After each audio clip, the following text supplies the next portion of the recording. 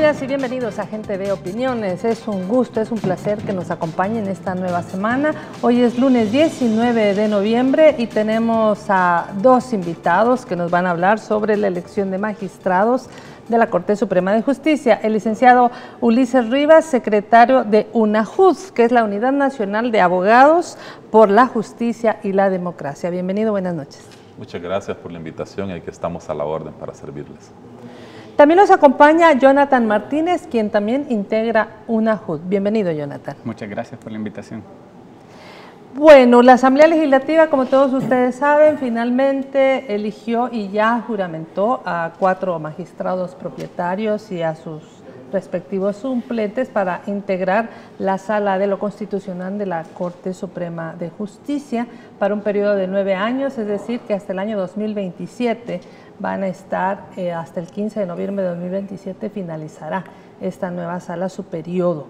También juramentó a un 5º magistrado propietario y suplente para completar la Sala de lo Civil, para poder tener esta corte pleno, ¿verdad? En ese sentido, yo quisiera, magistrado Ulises, ¿cómo analizan esta elección? Es decir, en este proceso que duró tanto tiempo para ponerse de acuerdo, ¿cuál es el significado que finalmente la Asamblea Legislativa haya podido consensuar y elegir a los magistrados? Mire, realmente y a fuerza de ser sincero, estos retrasos o esta demora en la elección ya se habían dado antes, ¿verdad? Recuerdo en el 2012 se dio un retraso similar y se eligió a la anterior configuración de sala en Casa Presidencial. No lo eligió siquiera la Asamblea Legislativa, que es el órgano natural a elegir. La anterior Sala de lo Constitucional, por su configuración subjetiva, los nombres fueron aportados, ¿verdad?, desde Casa Presidencial en un conversatorio con Mauricio Funes, el ex entonces presidente, y el expresidente Alfredo Cristiani. Entonces, que no nos sorprenda esto, ¿verdad? Ahora, no es normal, no es natural que se dé este tipo de retrasos en la elección de tan importante tribunal del país, el máximo tribunal de justicia que nos lleva a los designios de la justicia constitucional en el país. Pero si nosotros hacemos una mirada hacia otros países, también han tenido grandes retrasos. Por ejemplo, en Estados Unidos murió uno de los 9 magistrados de la Suprema Corte y se tardaron más de un año. Es más, lo tenía que nombrar el expresidente Barack Obama y entonces lo bloquearon. Hoy ya Donald Trump lo nombró, ¿verdad? Y el proceso, yo diría que el proceso de escogitación de los magistrados de la justicia norteamericana es un poco menos complejo que el nuestro, ¿no? Entonces, es normal que se haya dado este tipo de demoras, más si tomamos en cuenta que no solo hay intereses políticos en este tipo de elección, porque hay intereses de todo tipo, intereses empresariales, intereses económicos, intereses de grandes bufetes. ¿Por qué? Porque es la justicia constitucional y no es una sala cualquiera, es la sala que controla el poder político, ¿verdad?, que hace esos check and balance que le llaman en el derecho norteamericano al poder político nuestro. O sea, no es que están viendo casos de justicia entre particulares, como por ejemplo la Sala de lo Civil, o de delitos cometidos contra personas, ¿no?, como es la Sala de lo Constitucional, o cometidos por personas, como es la Sala de lo Penal, perdón, sino es la competencia constitucional que tiene mucho que ver con la justicia constitucional y con expulsar del ordenamiento jurídico salvadoreño aquellas disposiciones que no estén acordes a la Constitución. Y por eso el gran interés en la elección de esta sala, ¿no? Si pudiéramos caracterizar cómo fue este proceso reciente y cuál sería también, o cuál fue más bien la participación de UNAJUD como esta Unidad Nacional de Abogados. Jonathan, ¿qué dirías? ¿Cómo fue este proceso? ¿Cuál fue como la característica? Bueno, analizando históricamente cómo ha sido el proceso desde, digamos, el 1991, podemos ver que desde los acuerdos de paz se modifica para dotar de mayor democracia al proceso de elección de magistrados de segundo grado. Se establece un proceso alambicado por 2 vías. Una, la vía de elección popular del gremio de abogados, y la otra por un órgano especializado que es el CNJ. nosotros participamos como UNAJUD en el proceso de elección en donde vota todo el gremio de abogados. Ahora bien, anteriormente se elegían a magistrados con un corte muy conservador, que es lo que sucedió en anteriores configuraciones de la Sala de lo Constitucional. Había algunos magistrados que tenían una corriente de pensamiento sumamente conservadora y que favorecían el status quo, es decir, no están a favor de los cambios y transformaciones que requiere El Salvador. Entonces, UNAJUD, como una asociación de abogados progresistas, decide participar en las elecciones. Por primera vez, nosotros propusimos una lista de 11 candidatos y de esos 11 candidatos resultaron 7 dentro de los mejores votados a nivel nacional. ¿Qué es lo que sucedió? Nunca los sectores conservadores habían tenido que enfrentar a una asociación representativa de los abogados de carácter democrático. Entonces nosotros prácticamente venimos rompiendo brecha sobre este sistema tan conservador que las ciencias jurídicas, el órgano judicial, lastimosamente, no ha servido para que el país logre hacer las transformaciones necesarias. Nosotros nos enfrentamos contra el poder político, contra el poder económico conservador. Es más, ni siquiera querían que UNAJUD participara. Fue tan grave el asunto que ellos aplicaron, digamos, reglamentos que ni siquiera habían sido publicados en el diario oficial y en base a estos reglamentos querían apartarnos a nosotros. ¿Qué es lo que nosotros, después de todo el procedimiento, hacemos el análisis? Bueno, ellos tenían miedo a enfrentarse con una asociación representativa que se caracteriza por eso, porque nosotros no tenemos una concepción jurídica conservadora. Más bien, nosotros abogamos por el Estado constitucional y democrático de derecho, para que la judicatura, que el órgano judicial ya no sirva como de esta visión institucionalista. Nosotros favorecemos los derechos económicos, sociales y culturales de la población y para eso debe servir la Sala de lo Constitucional, para potenciar los derechos fundamentales de las personas, de los ciudadanos. Quizá por eso se explica que la Asamblea Legislativa tuvo que pasar 4 meses.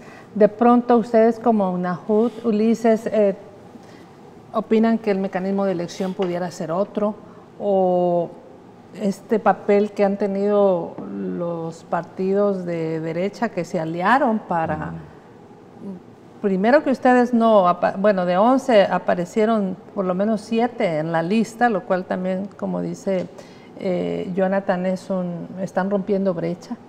Pero ¿qué tan atinado es este mecanismo de elección? Y finalmente, ¿cómo consideran ustedes que quedó la conformación de esta sala? Mire, fíjese que el proceso de elección de los magistrados de nuestra Corte Suprema de Justicia no es tan malo. Lo que pasa es que ahora el proceso ya se ha equilibrado. Cuando venimos nosotros con un carácter progresista, con otra forma de ver la justicia y el mundo, un poco más social, más humana, entonces los poderes económicos y empresariales se asustan, ¿verdad? Pero no, nosotros definitivamente lo que necesitamos es participar y que nuestra justicia poco a poco evolucione en favor del pueblo salvadoreño. O sea, la justicia debe ser para todo, no importa quién sea. Entonces nosotros consideramos que es un proceso que se reforma allá por 1992, en la víspera de los acuerdos de paz, y ha venido funcionando. Ahora, claro, a nosotros no nos incomoda porque nosotros hemos participado y tuvimos la capacidad de proponer a 7 candidatos propios de UNAJUD, ¿verdad? O sea, nosotros somos una realidad en este país, cabemos todos en nuestro sistema de justicia. Hay gente que piensa de forma distinta a nosotros y nosotros lo respetamos, ¿verdad? Pero eso no quiere decir que no podamos conciliar posiciones. Ahora, la elección que se realizó en la Asamblea Legislativa, ya viene la otra. Si fíjese bien, este retraso implica que nosotros vamos a empezar como gremio de abogados, vamos a empezar el proceso de selección y de elección para candidatos a magistrados para el 2021. O sea, en el 2021 nosotros en febrero arrancamos otra vez Ya a menos de 2 años arrancamos otra vez con el proceso de elección interna de nuestros candidatos que vamos a proponer ante la FEDAE, quienes también se van a animar a proponerse al Consejo Nacional de la Judicatura para que los evalúe. Entonces quiere decir que este es un proceso complejo y no se descansa. Nosotros ya de hecho algunos compañeros muy buenos, muy inteligentes. 2021 por ejemplo, tocaría ¿qué elección? La elección del otro tercio de magistrados. En el 2021 finalizan los del 2012, si no me equivoco. Entonces son 5, porque salen 5, entran 5. Entonces quedan 9 en funciones para que la Corte nunca se quede sin magistrados. O sea, que eso que dijeron que la Corte estaba sin magistrados, no, habían 9. O sea, eso es mentira también, ¿verdad? Para que la gente nos entienda un poquito mejor, los magistrados de Corte Suprema de Justicia, de Corte Plena, son 15. Y cada 3 años se eligen 5. ¿Verdad? Entonces ahí los vamos eligiendo poco a poco. Nunca la Corte se queda sin magistrados, ¿verdad? Entonces... Si usted ve, nosotros ya en el 2021 vamos otra vez a proponer. Ese proceso va a ser el mismo, a menos, ¿verdad?, que exista una reforma constitucional que lo cambie. Y ya no da para hacer una reforma constitucional. La tuvo que haber hecho la asamblea anterior para que esta la ratificara, ¿no? Ahorita la tiene que hacer esta para que la siguiente la ratifique y ya no alcanzan los tiempos para cambiar ese proceso de selección. Como decimos nosotros, no le vemos el feo al proceso, se lo ven ellos porque nosotros hemos irrumpido y como dicen que nosotros, ¿verdad?, de la pata y de viajeros de bus, ¿verdad?, no les gusta que estemos ahí, ¿verdad? Eso hay que decirlo claro, ¿verdad? Entonces, el proceso ahí está. Si quieren que se modifique, ¿verdad? A mí me da un poco de tristeza cuando algunos colegas salen diciendo que el proceso no es bueno. El proceso es bueno y si no estudien los procesos de otros países se van a dar cuenta, ¿verdad?, que no son tan buenos. Entonces, si ellos quieren que se modifique, no es por imposición de una asociación, de un gremio de empresarios, de cualquier persona, no es por imposición de ellos, ¿no? Tiene que ser por los consensos legislativos. Y con el aporte, claro, de las asociaciones de abogados, y no solo las representativas, sino que si quieren que el proceso se cambie, tenemos que reestructurarlo con la participación de todos para que de verdad sea inclusivo, y así tal vez en el seno de la Asamblea Legislativa le ponen interés, pero una propuesta que de repente la elaboran unos técnicos de FUSADE y salen un par de personas, lo presentan en un hotel y después se lo llevan a la Asamblea y quieren que esa reforma se dé, eso no es válido, ¿verdad? Ahí no hay participación porque todos los abogados tenemos algo que decir en estos procesos. Puede ser que varíe, puede ser que se quede, puede ser que lo modifiquemos totalmente, pero eso tiene que pasar por un planteamiento amplio, suficiente y que llegue necesariamente a la Asamblea Legislativa, porque ahí están, nos guste o no, ahí están los representantes de los y las salvadoreños. Nosotros votamos y les dimos legitimidad a ellos para que puedan hacer procesos de reforma legales y constitucionales si así fuera necesario. O sea, tenemos que ir por fuerza a la Asamblea Legislativa porque hay que respetar la institucionalidad del país. ¿Qué es lo que nos hace falta? Todos, ¿verdad? Tenemos una cultura de criticar, pero no vemos lo bueno de los procesos. Mire, por ejemplo, ustedes, los periodistas, estuvieron muy informados de todo esto. Hubo un grupo que a mí me dio lástima cómo atacaron personalmente a una gran profesional del derecho. Ha sido 3 veces juramentada como Procuradora General de la República. Le ha ayudado a tanto niño, a tanta mujer, a tanta persona que necesita los servicios de la Procuraduría. Y ahí ha estado con lo que tiene ella que estar luchando con el personal, con los usuarios, con las críticas. Entonces ella era una persona, y estoy hablando de la licenciada Sonia de Madrid, muy capaz, si estaba ahí, ella tiene todos los méritos académicos y la competencia notoria necesaria, pero hubo un grupo que hasta se atrevió a pedirle que se apartara, que si ella era la piedra del proceso, que se apartara. Ella fue nombrada magistrada suplente. Para mí ella merecía ser nombrada magistrada propietaria. Y por estos ataques, por esos ataques personales que hicieron estos grupos, yo recuerdo haber visto perfectamente, y si la memoria no me falla, y creo que no, este grupo que se llama Decide, le pidió que se apartara. ¿A cambio de qué? ¿Y por qué un grupo de personas, ¿verdad?, representantes del poder económico y financiero del país, viene y dicen que esta persona se aparte? Ella había pasado todo el proceso y era legítimo que estuviera allá. Entonces, cuando se ataca a un colega de esa forma, nosotros decimos, miren, no se vale hacer eso. No se vale que abogados anden vilipendiando a otros abogados y ni conocen la trayectoria para colmo, pues. Entonces, nosotros sí pensamos que estos grupos de presión, ¿verdad?, hubo gran responsabilidad de ellos también que se atrasara, porque fíjese bien, nosotros como UNAJUT participamos en el gremio de abogados, hasta ahí nos quedamos. Claro, estamos haciendo luchas legales, eso es válido, pero ese es nuestro trabajo, ¿no? Nosotros llegamos hasta ahí. Una vez los nombres de los 30 candidatos llegaron a la Asamblea Legislativa, nosotros lo que dijimos, la institucionalidad se respeta.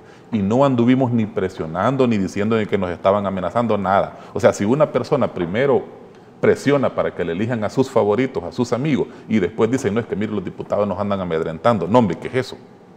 Eso no es lógico y coherente. Si los diputados decían, miren, hay personas que nos están presionando, es porque es cierto, ¿y por qué van a mentir? ¿Por qué no? Si yo escuché como a 3 diputados que dijeron que tenían fuertes presiones de estos bufetes jurídicos de abogados poderosos, según ellos. Pero, ¿qué es lo que sucede? Nunca fueron a presentar una denuncia. Porque si lo que el diputado o diputada dijo hubiera sido falso, ahí están los mecanismos legales y ellos conocen de derecho. ¿Por qué no lo hicieron? Porque es verdad lo que estaba diciendo los diputados. Entonces, nosotros sí pensamos, ¿verdad?, que los procesos hay que dejarlos que corran con normalidad, de acuerdo a la Constitución y la ley, y respetar la institucionalidad, que es lo que nos hace falta en el país. Claro que sí. Óscar Canjura le saluda y dice, saludos colegas, espero que esta nueva sala dé un paso atrás en las reiteradas violaciones a los derechos humanos realizadas. Suponemos que es para avanzar en el proceso. Cuando hablamos, Jonathan, de esta nueva conformación, ¿qué podríamos decir? Por ejemplo, destacar algunos perfiles de la gente que ha sido electa como magistrados de la Corte.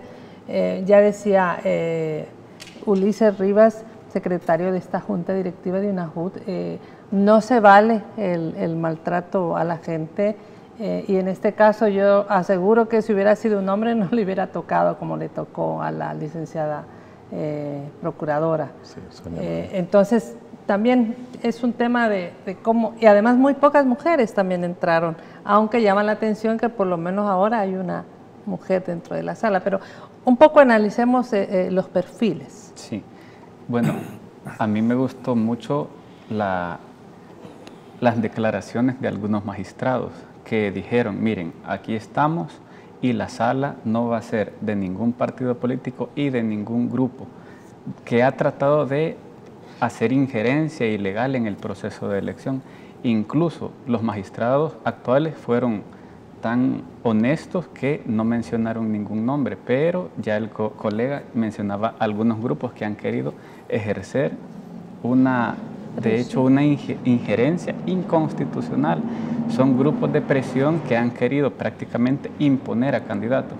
Ahora bien, voy a mencionar cómo es el procedimiento constitucionalmente configurado y cómo ha estado conformado con la sala con los perfiles. Fíjese que el artículo 186, inciso segundo y tercero, está diseñando un procedimiento que garantiza que exista una sala con diferentes corrientes jurídicas de pensamiento, las más relevantes corrientes jurídicas del pensamiento. Para esto se exige que los diputados tomen la decisión de nombrar a magistrados por 2/3, es decir, 56 votos. Esto garantiza que exista pluralidad de pensamiento. ¿Qué es lo que sucedió con la Sala de lo Constitucional anterior? Había algunos magistrados que tenían una concepción sumamente conservadora. Ellos veían únicamente el texto de la ley, el texto de la Constitución, pero no les importaba cuáles eran los efectos en la realidad de sus resoluciones. Entonces, aquí tenemos mucha jurisprudencia que es nociva. ¿Qué es lo que nosotros podemos ver en esta conformación de la sala? Que existen diferentes corrientes jurídicas del pensamiento y ha sido muy bueno que no se logró imponer los sectores conservadores de extrema derecha representados en la Asamblea Legislativa. ¿Cómo funciona en el sistema constitucional de derecho? Existen funcionarios que tienen legitimidad democrática directa, que son los diputados. Como bien lo explicaba el colega, la población, la ciudadanía vota y elige a sus representantes.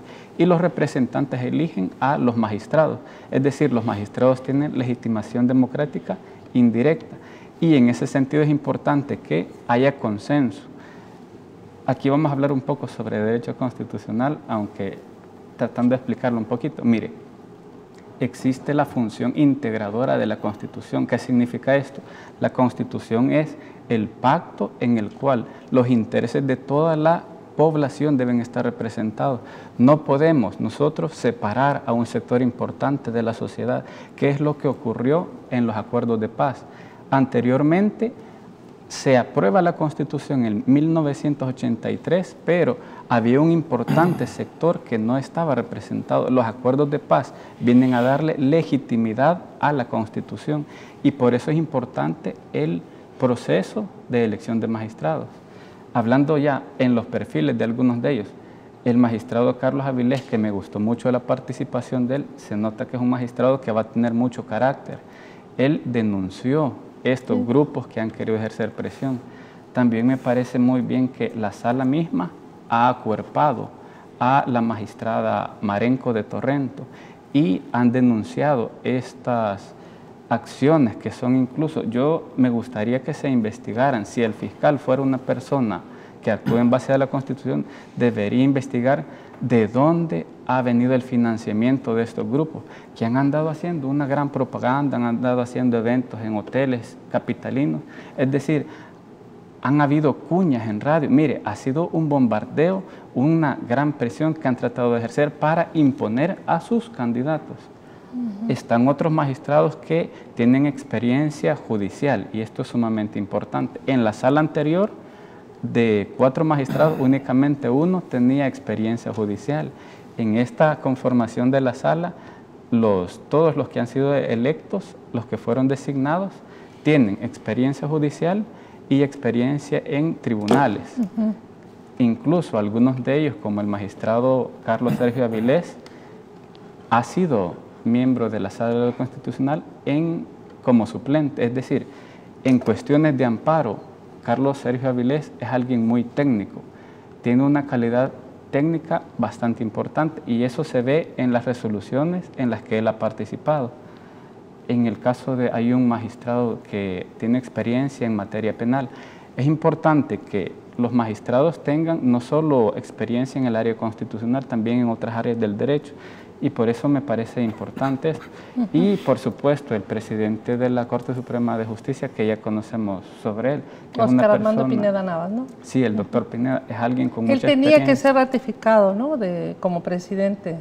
Sí, él es alguien que logra consensos. 2021, 30 de junio, ¿no? Sí, él logra consensos y eso me parece sumamente importante. Además, si nosotros analizamos cómo han sido sus actuaciones, él ha dado muchos votos valorados, disidentes y concurrentes, es decir, él no responde a una corriente de pensamiento jurídico que solo ve el texto de la ley. A él también le interesan cuáles son los efectos en la realidad. Muy bien. Tengo que ir a la primera pausa. Antes de irnos, recordamos que la organización no gubernamental PASMO le recuerda que si las mujeres están presentando un embarazo y tienen Zika, podrían tener un hijo o hija con microcefalia. Por eso es muy importante seguir en la ruta de la buena salud y destruir los criaderos de zancudos y llegar a la unidad de salud más cercana a hacer sus controles prenatales. Nos vamos a la pausa.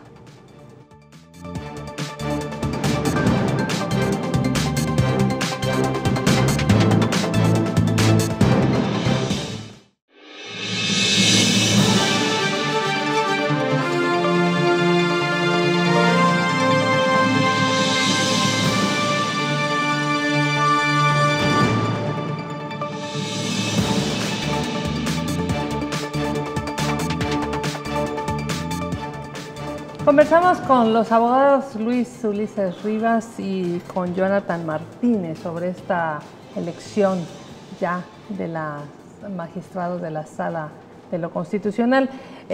Licenciado Luis, las expectativas de esta conformación de la Corte Suprema de Justicia, sobre todo en esta Sala de lo Constitucional, porque también hubo una en la Sala de lo Civil, ¿verdad? Una persona que fue electa o magistrado propietario, Roberto Carlos Calderón, y Alex David Marroquín como su suplente. Pero ¿cuál es la expectativa que ustedes como UNAJUT tienen de la elección?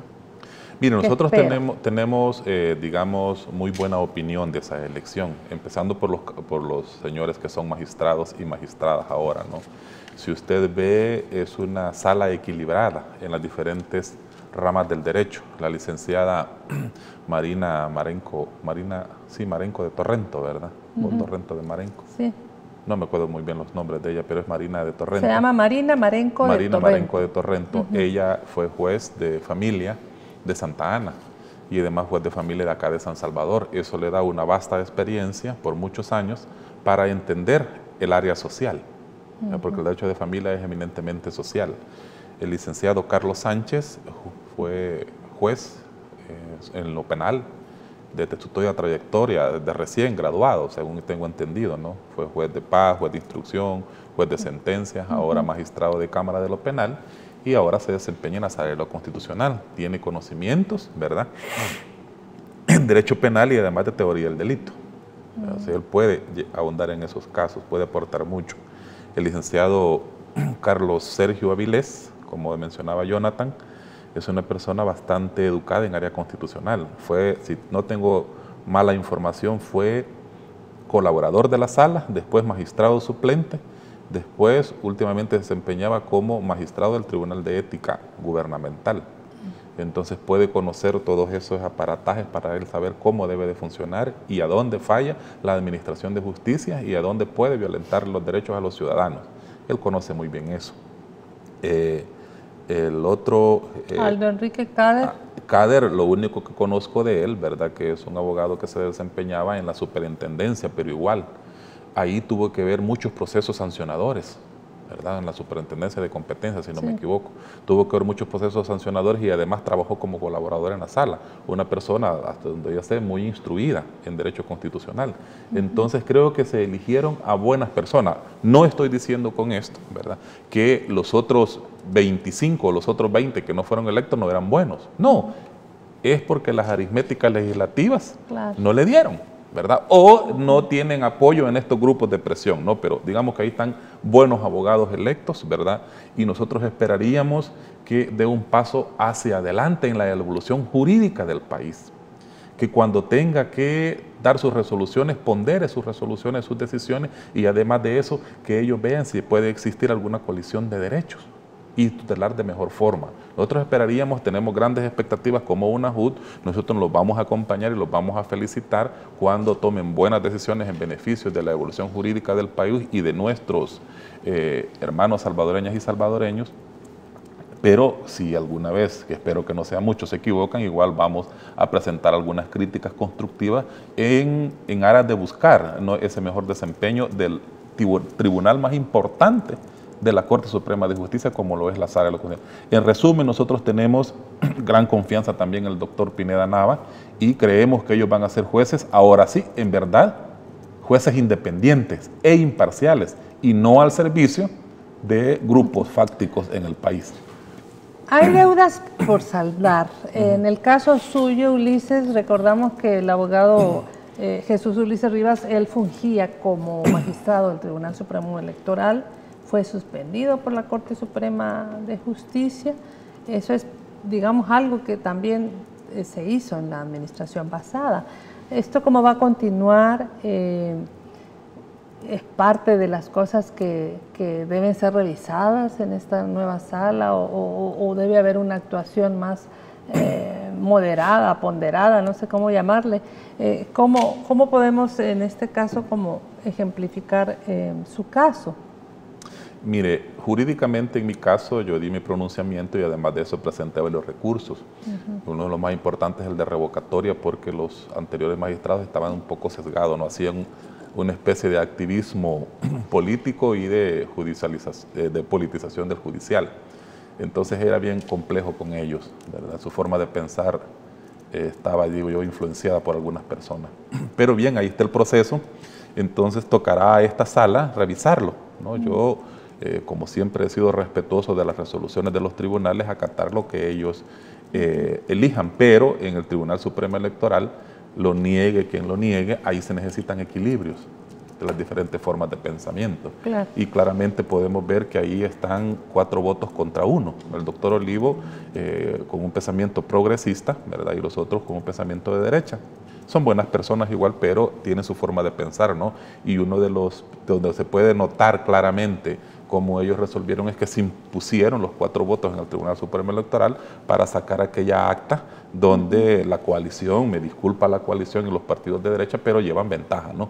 Pueden hasta quintuplicar el voto, ¿no? Son los 4 partidos que pueden marcar, ¿verdad? A la hora de llenar les complicaron a la JRB, a los miembros de la JRB ese llenado porque tienen que llenarlo las 5 veces y además está la casilla de la coalición. Entonces eso, como yo siempre digo, no se vale, ¿no? Si viviéramos en una democracia coherente, lógica y jurídicamente correcta, esas cosas no se dieran, ¿verdad? Y si alguien me viene a decir, mire, es que para efectos de la deuda política, no es mentira. Eso ya el Código Electoral lo regula perfectamente y dice que los porcentajes de cómo va a ser distribuida la deuda política se pacta antes en el pacto de coalición. Ni siquiera, óigase bien, está inscrita la candidatura del candidato a la presidenta cuando los partidos que se van a coaligar tienen que hacer ese pacto de coalición y en ese documento ahí se pacta cuánto les va a tocar en porcentaje cuando vayan a cobrar la deuda política. O sea, de que los argumentos se caen solos, pero en el tribunal sí se necesita esos equilibrios. Ahora, pues yo honestamente no me gusta hablar de personas, me gusta hablar de configuraciones, ¿no? Y no podemos negar que los compañeros son de derecho. Mi respeto por el pensamiento de derecha que tienen, pero por lo general tienden a beneficiar en esa elaboración del acta. Entonces esas son las cosas que tienen que revisar. Hay cosas muy importantes que tiene que revisar esta nueva sala, por ejemplo, esa resolución, que no es porque sea mi persona, sino porque está en juego la democracia de nuestro país, también la resolución de las declaratorias de inconstitucionalidad, el veto de inconstitucionalidad que dio el presidente a 2 leyes, eso lo tienen que revisar prontamente la sala de lo constitucional y así otros temas, ¿no? Entonces tienen trabajo los señores magistrados y yo esperaría que Dios los ilumine y que realmente hagan una buena administración de justicia al frente de la sala de lo constitucional. Jonathan, yo quisiera que refrescara la memoria a la audiencia y pudiéramos recordar, digamos, cuáles podrían considerarse como los principales errores de la sala anterior, que para muchos expertos fueron algunas resoluciones aberrantes, obsoletas, pero también que incluso hubo como invasión en otros espacios de órganos de Estado, ¿verdad? Se habla, por ejemplo, todo este tema de los diputados suplentes que los quitaron, etcétera.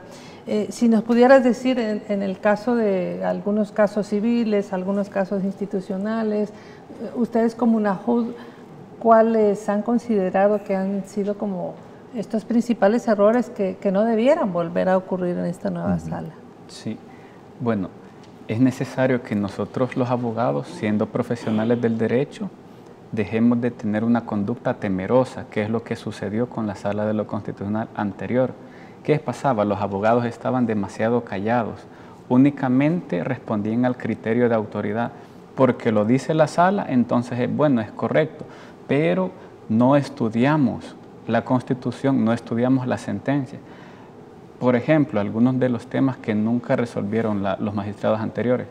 Cuando uno va a presentar una demanda de amparo, uno tiene que esperar 6 meses, 10 meses, 12 meses para que ellos admitan si dan medida cautelar o no.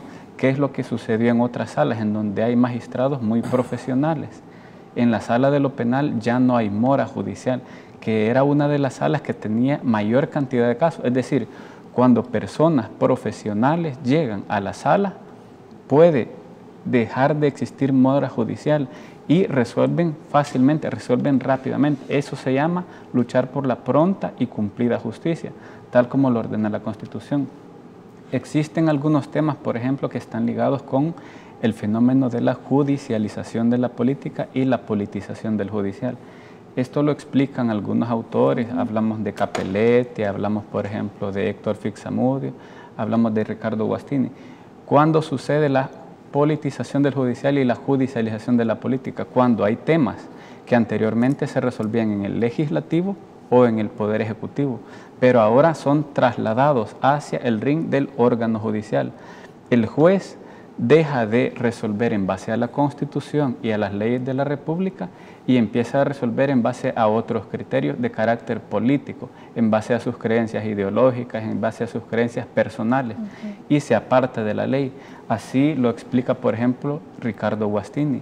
El juez se aparta del texto de la ley y empieza prácticamente a tomar decisiones políticas.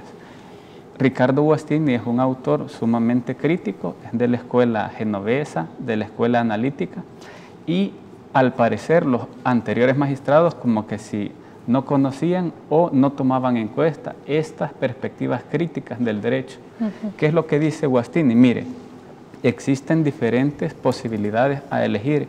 ¿Qué es lo que ha venido haciendo la sala? Ha venido construyendo, se aleja del texto constitucional y en base a la jurisprudencia él va construyendo todo un edificio, todo, digámoslo así, un castillo de naipes. ¿Qué es lo que vamos a esperar nosotros de esta sala de lo constitucional nueva? Que aplique las teorías, las doctrinas constitucionales que favorecen los derechos fundamentales del pueblo. Está muy bien que la sala sea activista para defender derechos fundamentales, pero ¿qué es lo que sucedió con la sala anterior? Irrumpieron en facultades constitucionales que le pertenecen a otros órganos. Mire, Néstor Pedro Sagüez habla de las sentencias manipulativas. ¿Cuándo se permite que haya una sentencia manipulativa? Únicamente en el caso de la inconstitucionalidad por omisión. ¿Qué es lo que sucede? Esta sala le ha dado órdenes al presidente, le ha dado órdenes al órgano judicial, al Tribunal Supremo Electoral, a la Corte Suprema de Justicia. Llevó a destituir a más de 132 funcionarios. Destituyó al presidente de la Corte Suprema de Justicia, destituyó a todos los magistrados electos en 2006 y 2012. Dijo, vamos a declarar inaplicables resoluciones de tribunales internacionales. La Corte Centroamericana de Justicia declaró inconstitucionalidades de tratados internacionales en materia de integración. Desconoció, por ejemplo, el Parlamento centroamericano, le quitó facultades de iniciativa de ley a los diputados de la Asamblea Legislativa. Es decir, se ha metido a resolver en contra del mismo texto constitucional, ha irrumpido en facultades y competencias constitucionales en clara contravención con el principio de división de poderes.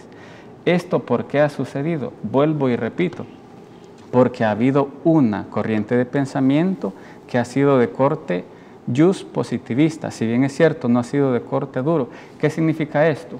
Únicamente les ha interesado el texto de la Constitución y por cualquier falta en el procedimiento que no sea de una relevancia tan importante, han destituido a muchos funcionarios, a muchos magistrados. Y ojo, aquí también me parece que ellos han tenido una agenda política. Por ejemplo, el Tribunal Supremo Electoral es un órgano que sumamente importante, el equilibrio. Este órgano también fue modificado en los acuerdos de paz. Antes existía un Consejo Central de Elecciones y con los acuerdos de paz se modifica y se crea el Tribunal Supremo Electoral, en el cual los contendientes van a ser parte de esto. Incluso se establece todo un sistema de vigilancia en donde los actores, los partidos políticos ejercen eso, un equilibrio. ¿Qué es lo que sucedió? Tenían una agenda en contra de los partidos políticos. La agenda de la Sala de lo Constitucional era debilitar el sistema de partidos políticos. Y en esto regresamos a Ricardo Guastini, han venido construyendo esa jurisprudencia. ¿Usted da clases de Derecho? Sí, a veces damos clases.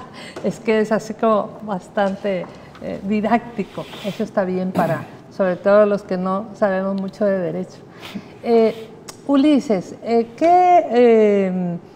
digamos, ¿cuál es la urgencia en este momento de que un alto tribunal, hablamos de la Corte Suprema de Justicia de este país, que es un importante órgano pues, de justicia, que vela por la Constitución de la República y otras leyes, la importancia de que existan profesionales con diferentes corrientes de pensamiento, pero también con un sentido pues concertador, un sentido profesional, que vean la situación del país como nación, no como un partido político X o Z.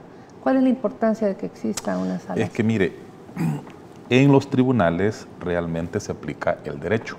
El derecho nace de todas aquellas acciones que se dan en la convivencia diaria de las personas en la sociedad. Si nosotros le ponemos atención a eso, vamos a caer en cuenta que el derecho es dinámico y un juez no puede estar pensando que va a resolver un caso igual como resolvió a los que ya juzgó.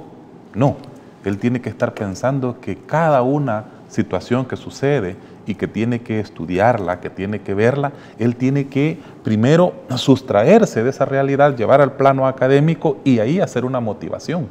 Cuando él está convencido de cómo resolver, vienen los otros magistrados, porque son tribunales colegiados, no unipersonales, ¿verdad? Los otros magistrados, y además que como son tribunales de cierre, tiene que haber mucha motivación, mucho debate, y tienen que llegar a un consenso tal que la realidad, el hecho que se está jugando tiene que ser compatible con lo que dice la norma, ya sea constitucional o legal. Cuando esto sucede, ellos empiezan a decir por qué van a tomar esa decisión, y eso se llama motivación. En las motivaciones también se da la oportunidad de poder revisar aquellas resoluciones. Las resoluciones no se cambian, ahí quedan como se han sido dictados, porque si no, no existiría el principio de seguridad jurídica. Pero se pueden revisar los criterios por los cuales se resolverá de esa forma en el nuevo caso.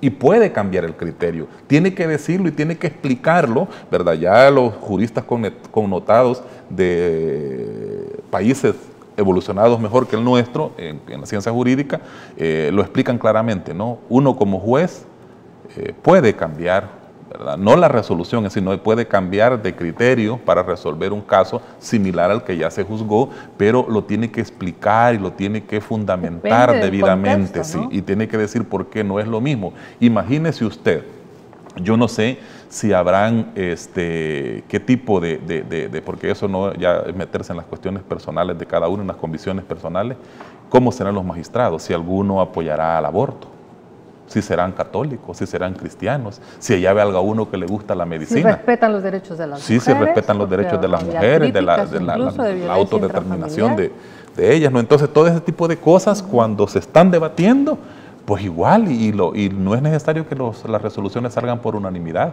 En amparo con 3 votos bastan para tomar decisiones. ¿Por qué? Porque sería imposible que con ese cúmulo de conocimiento que ya hemos hablado que tienen los magistrados, se pongan de acuerdo en todos los casos. Habrán resoluciones que las sacarán por unanimidad, por 5 votos, cuando estén convencidos, ¿verdad?, que eso así procede legalmente y constitucionalmente. Pero habrán otros que tendrán criterios y va a prevalecer aquellos criterios que suenen más justos y más lógicos y por eso es que se necesita que ahí existan abogados de avanzada, ¿no? No solo abogados que sean instruidos académicamente, ni tampoco abogados que tengan la gran experiencia jurídica en el ejercicio de la jurisdicción. No se necesitan, por eso la Constitución es muy sabia, el constituyente así lo puso, necesitan magistrados que tengan competencias notorias y las acreditaciones necesarias, porque no es lo mismo. Una persona pudo haber tenido acceso a medios económicos para poder estudiar maestría, doctorado, pero puede ser que no tenga la experiencia en la práctica, lo que nosotros le llamamos andar litigando, andarse dando riata en todos los tribunales, correcto. Entonces puede ser que hizo 2, 3 maestrías y se llegó a 40 años y todavía estudiando. Y está bien que se prepare, pero después toca adquirirla. A eso se llama competencias notorias. Claro, sí. O sea, las dos cosas son necesarias. Las dos cosas. Entonces, por eso se necesita ese tipo de profesionales probados y suficientemente educados en derecho. Muy bien. Vamos a ir a la segunda y última pausa, recordando siempre la erradicación de criaderos de zancudos, que pueden provocar dengue, chikungunya y zika, y uso de repelentes, pero también, sobre todo, proteger a las embarazadas, lo recuerda el Ministerio de Salud. Ya regresamos con la última participación.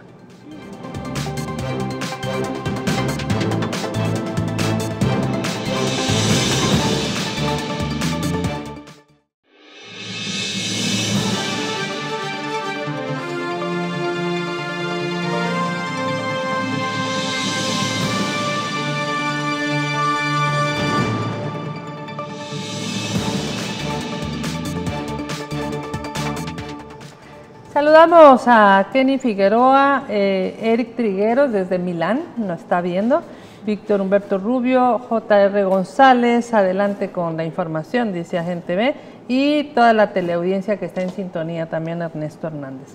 ¿Qué retos jurídicos en este momento se podrían hablar que existe para garantizar la independencia de los órganos del Estado salvadoreño? Bueno, existen retos importantes. Primero, modificar aquellos precedentes que son nocivos para que el Estado vaya desarrollando, para que el Estado cumpla su función de poner a la persona humana como origen y fin de la actividad del Estado.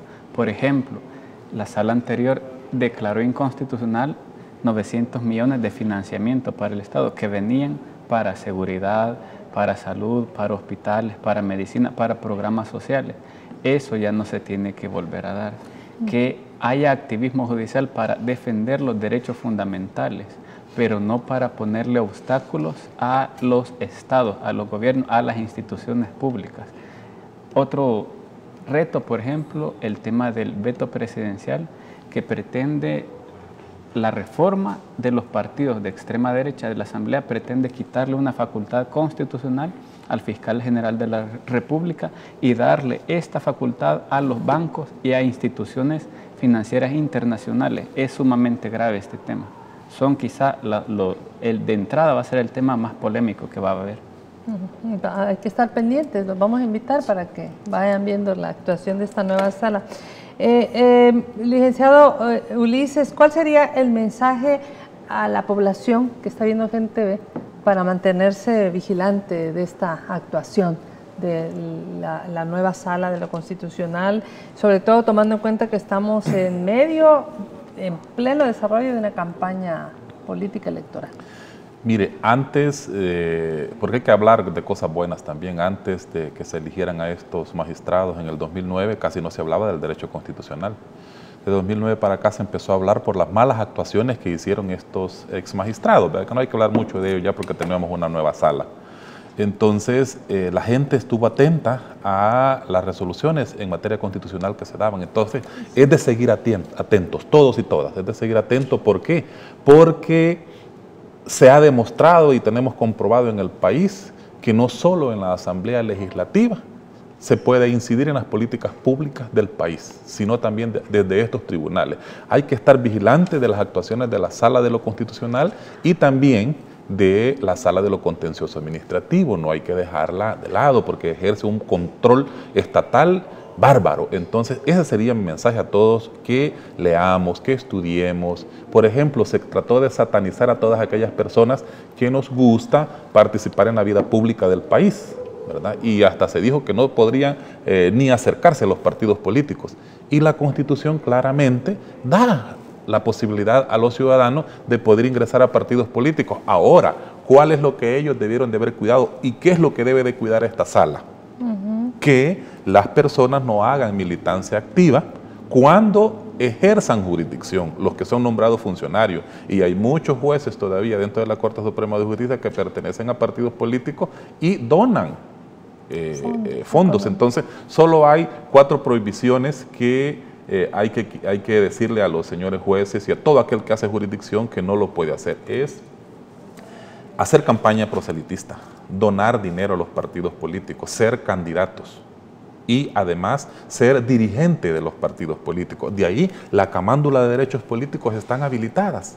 Entonces eso el ciudadano común, el ciudadano normal, el ciudadano honesto lo tiene que saber para reclamársela a estos abogados pícaros que tratan de torcer la Constitución y la ley. Entonces, ese sería mi llamado a las personas que leamos la Constitución, que tratemos de escuchar a personas como Cisco, que son muy académicos y muy pedagógicos para transmitir los conocimientos, y que sigamos adelante creando país, ¿verdad? Y para atrás nada. Muy bien. Silvia Maritza López, vamos a leer el último comentario a través de Facebook Live.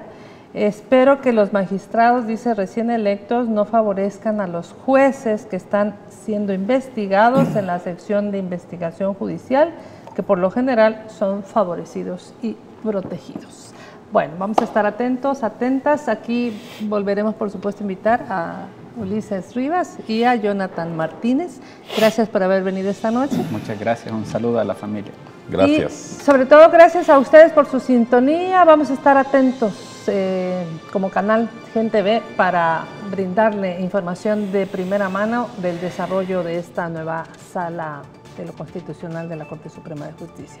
El día de mañana a las 7 de la noche le invitamos a una nueva entrevista, siempre aquí en Gente Ve, el canal que te ve.